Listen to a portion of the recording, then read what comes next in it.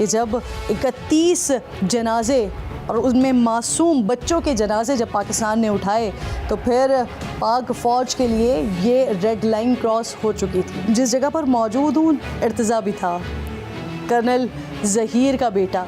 Colonel Zaheer वो जो LOC पर मौजूद थे। कर्नल ज़हीर के जो लफ्ज़ थे उन्हें ज़रा गौर से सुनिएगा। उन्होंने कहा कि सर इससे आगे अब पिंडी के लिए मेरी अहलिया और मेरा बड़ा बेटा ये इस जनाजे को लेकर जाएंगे। मैं वापस बॉर्डर पर जाऊंगा और मैं लड़ूंगा, मैं इस वतन के लिए लड़ूंगा। जैसा कि आपसे कहा था तौर पे तो शायद वो उनको वक्त लगा थोड़ा नबर आज़मा होते हुए। इर्तिज़ा की शहादत हुई है 3:45 बजे, अज़ानें हो रही थी उस टाइम, फजर की अज़ानों के टाइम उसकी शहादत हुई है। तो ये 4 घंटे तो बग़ैर किसी तातील के मुसलसल बहुत भारी गोला बारूद दोनों तरफ से चल रहा था। इनिशियली उनको थोड़ा सा टाइम लगा रिस्पॉन्ड करने में, लेकिन वो भी भरपूर तरीके से फिर कर रहे थे फायर। तो वो एक पेट्रोल ने मुझे बड़ा ऑक्यूपाइड रखा हुआ था, क्योंकि मैं नहीं चाहता था कि मेरी कोई कैजुअल्टीज़ हों। और इसी तरह सिविल इंतज़ामिया के साथ भी मैं राब्ते में था, जो हमने उनके लिहाज से भी प्लानिंग की थी कि जंग शुरू होती है तो हमने कैसे रिस्पॉन्ड करना है, क्या क्या तरतीब लाना है, क्या एक्शंस होंगे। उनके साथ भी मैं राब्ते में था।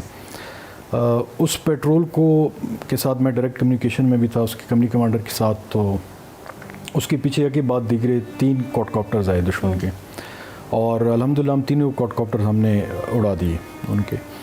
तो इर्तिज़ा की शहादत के बाद 12-15 मिनट के बाद वो पेट्रोल खैर वफ़ियत से सही सलामत अपनी पोस्ट पे पहुंच गई। इर्तिज़ा जब शहीद हुआ तो चंद ही मिनटों के बाद मुझे बेगम की पहले कॉल आई। इसने उसी आवाज़ में बस रोते हुए मुझे कहा कि इर्तिज़ा। इन्होंने जब नाम लिया इर्तिज़ा तो और उन्होंने कुछ भी नहीं कहा, तो मुझे उसी टाइम एहसास हो गया था कि वो शहीद हो चुका है। कुछ देर के बाद मैं जब घर आया तो घर थोड़ा फासले पे था चूँकि वहाँ से, तो अपने बेडरूम गया तो इर्तिज़ा को जब मैंने पाया तो दिल में तो मुझे हो गया था कि अभी वो शहीद हो चुका है, बस आंखों से देखने की देर थी। बस उसके बाद अल्लाह ने उस टाइम मुझे बहुत हौसला दिया था, क्योंकि मेरा मिशन ज़्यादा बड़ा था। इर्तिज़ा की शहादत तो आ गई, बट मैं उस मिशन से हटना नहीं चाहता था। और कमांडिंग ऑफिसर था, एक यूनिट कमांड कर रहा था, तो ट्रुप्स के मोराल पे बहुत ज़्यादा असरअंदाज होता है। मैंने उस टाइम कोई तासुर ही नहीं दिया। मेरे साथ कुछ जवान भी थे वहाँ पे, एक ऑफिसर भी था। मैंने उनको कोई तासुर ही नहीं दिया, जैसे कुछ हुआ ही ना हो, भरपूर तरीके से। अल्हम्दुलिल्लाह। तो मैं उस टाइम पे मैंने इनको यही कहा कि आप लोग जनाजा इसका पढ़ लें, मैं जब बाद में जब थोड़ा सा जंग में कोई तातुल आएगी तो मैं आ जाऊंगा, लेकिन आप लोग चले जाएं और मैं यहाँ नहीं जा सकता। तो फिर मेरे जो ब्रिगेड कमांडर थे उन्होंने मुझे बड़ा इंसिस्ट किया कि आपको जनाजा पढ़ना चाहिए जाके, और इसीलिए फिर मैंने जनाजे में शिरकत की। ये एक इंतहाई मुश्किल तरीन इंटरव्यू है मेरे लिए, और एक माँ से बात करना और एक शहीद बेटे के हवाले से बात करना। सबसे पहले तो बहुत शुक्रिया आपका, आपने वक्त दिया। और क्योंकि हम ये मार्का हक को न सिर्फ सेलिब्रेट करें बल्कि हम उन शहदा को याद कर रहे हैं जिनका खून है इस मार्का हक में, इस ऑपरेशन बुनियानुम मरसूस में। बड़ा मुश्किल सवाल है कि माँ से पूछना क्या हुआ था उस रात, कैसे आपको पता चला कि आपके शौहर तो बॉर्डर पर हैं जिनके लिए शायद आप मेंटली प्रिपेयर हैं, लेकिन जो बेटा आपके साथ मौजूद है, छोटा मासूम 8 साल का बच्चा, उसके लिए कोई आपके शायद जहन में ये सब कुछ नहीं था। क्या हुआ था उस रात? उस रात ये था कि वैसे तो मैंने पहले यही सोचा कि शायद नॉर्मल कोई एग्रेशन चल रही है, जैसे इंडिया पाकिस्तान के हम लोग शुरू से सुनते आए हैं, ये था। तो थोड़ा सा जब और मज़ीद लेट हुआ बच्चों का, चूँकि हमारे लिए क्योंकि बॉर्डर एरियाज़ पे वैसे नॉर्मल हालात होते हैं मोस्ट ऑफ़ द टाइम, बच्चों का भी मेरा सुबह स्कूल था तो वो इनकी मैं तैयारी वगैरह करके बच्चे मेरे दोनों सो गए। लेट नाइट मुझे सायरन की आवाज़ सुनाई गई, और उसके बाद जो है ब्लास्ट थोड़ा दूर से मैं सुन रही थी, तो मैं अलर्ट हो गई कि बाकायदा जंग का आगाज़ हो चुका है। हस्बैंड मेरे आगे थे और मैं बच्चों के साथ अकेली घर पे थी। तो सुबह अज़ानों का टाइम था जब मुझे एक बहुत ज़ोर के ब्लास्ट की आवाज़ आई और मेरे घर को चूँकि डिलिबरेटली टारगेट किया गया था, मुझे बाकायदा पता चला कि कोई जो ब्लास्ट हुआ है वो मेरे घर के लॉन से या घर के बाहर से मुझे आवाज़ आई है। तो दोनों बच्चों को मैंने अपने पास लिटाया हुआ था और ये दोनों गहरी नींद सो रहे थे, मगर उस ब्लास्ट की वजह से दोनों बच्चे जाग गए और इन्होंने मेरे से पूछा कि ये क्या हो रहा है। मैंने इनको ये बताया कि आप लोग आराम सुकून से सोएं और इंडिया पाकिस्तान की जंग शुरू हो गई है। मगर ये दोनों भी चूँकि ब्लास्ट उसके बाद या के बाद दीगरे शुरू हो चुके थे, तो मैंने इनको यही बताया क्योंकि मेरे घर पे अटैक शुरू हो गया था।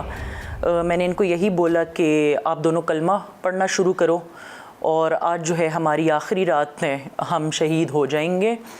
और बस मैंने भी तेज़ तेज़ कलमा पढ़ना शुरू किया, मेरे बच्चों ने भी कलमा पढ़ना शुरू किया और मैंने बस ज़हीर को सिर्फ़ एक मैसेज किया कि मेरे घर पे अटैक हो चुका है और बस हम लोग कलमे पढ़ रहे हैं, हमारी आज आखिरी रात है। तो या के बाद दीगरे ब्लास्ट हो रहे थे। जो फोर्थ ब्लास्ट था उसमें इर्तिज़ा की आखिरी बात जो थी वो ये थी कि मामा बाबा को कॉल करें, बाबा कहाँ पे है। मैंने उसको यही बोला कि आप लेट जाएं आराम से और बस कलमे इर्तिज़ा तेज़ तेज़ कलमे पढ़ो, आज हमारी आखिरी रातें शहीद हो जाएंगे। थोड़ी देर बाद एक बहुत शदीद ज़ोर का धमाके की आवाज़ आई और मैं अपने बेडरूम में बच्चों के साथ बैठी हुई थी। मुझे बेडरूम के बाहर धुआं और मिट्टी इस तरह अपने घर के अंदर उड़ती दिखाई दी। मैं उठी हूँ और मैंने बाहर देखा है। जब मैं बेडरूम में वापस आई हूँ तो मुझे दीवार पे खून नज़र आया। अव्वल तो जैसे मैंने आपको ये बताया कि मैं हमेशा अपने हस्बैंड पे डरती थी कि अल्लाह ना करे अगर शहीद हो गए तो दो बच्चों का साथ है मेरे लिए। इर्तिज़ा का तो नहीं सोचा था क्योंकि वो तो मेरी नज़र में वो बिल्कुल महफूज था क्योंकि माँ की गोद में सो रहा था। जब मैंने खून देखा मेरे माइंड ने प्रोसेस ना किया कि ये क्या है, थोड़ी देर के लिए मुझे समझ नहीं आई। उसके बाद जब मैंने बच्चों की तरफ देखा तो मुंतज़िर अल्हम्दुलिल्लाह ही वाज़ फ़ाइन और इर्तिज़ा का पूरा गला वो कट चुका था, जो कि मैंने ख़ुद अपनी आंखों से देखा और बिल्कुल सुकून से वो सो रहा था, गहरी नींद सो चुका था बस। फिर उसके बाद अल्लाह ने मुझे बहुत हिम्मत दी। मैंने अपने बड़े बेटे को अपने पास, क्योंकि इसने भी इर्तिज़ा को देखा और ये भी थोड़ा डर गया उस टाइम पे, शोर भी बहुत था। मैंने इसको अपने करीब किया, पकड़ा और उसके बाद जो है मोस्टली यही देखा गया है कि जब एक माँ का बच्चा शहीद होता है तो उसको इत्तला दी जाती है, मगर मैंने ये है कि ख़ुद इत्तला दी सबको। मैंने कॉल की ज़हीर को और बाकियों को कि इर्तिज़ा जो है वो शहीद हो चुका है। अपनी वालदा के साथ वो बहुत ज़्यादा अटैच था। मैं अक्सर इसको कहता था कि इसके साथ इतना ज़्यादा लाड प्यार ना किया करो, बड़ा होने दो उसे ताकि वो अपने आप को संभाले, बड़ा हो जाए। लेकिन इन दोनों की ये कैफियत थी कि अगर 10 मिनट भी एक दूसरे को नहीं देखते थे ना, वो भी बेचैन होता था, ये भी। मुंतज़िर से बात करते हैं। मुंतज़िर, कहाँ पर सबसे ज़्यादा मिस करते हो या क्या चीज़ सबसे ज़्यादा मिस करते हो?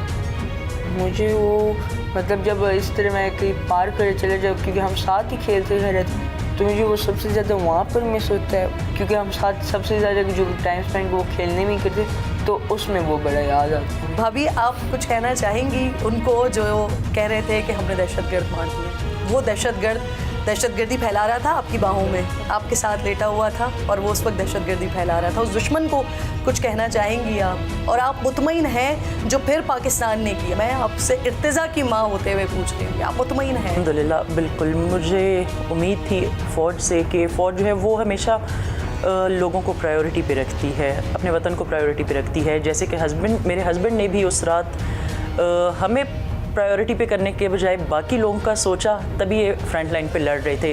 हमारा सोचा होता तो शायद इर्तिज़ा हमारे पास होता, बिल्कुल उसको शहादत ना नसीब होती, मगर वहाँ से हम लोग निकले ही, हस्बैंड ने निकाला ही इसलिए नहीं कि जवानों का और बाकी लोगों का जो है वो मोरल डाउन हो जाएगा।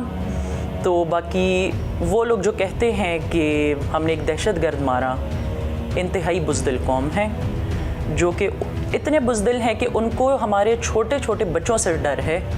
तो आप ख़ुद सोच सकते हैं कि वो कितने कोई बुज़दिल लोग हैं। और यही मैसेज है उनके लिए कि आगे भी अगर वो आना चाहते हैं, हमें टेस्ट करना चाहते हैं, तो बिल्कुल शौक़ से आएँ। अल्हम्दुलिल्लाह हम हर एक हालात के लिए तैयार हैं। बहुत शुक्रिया आप लोगों का।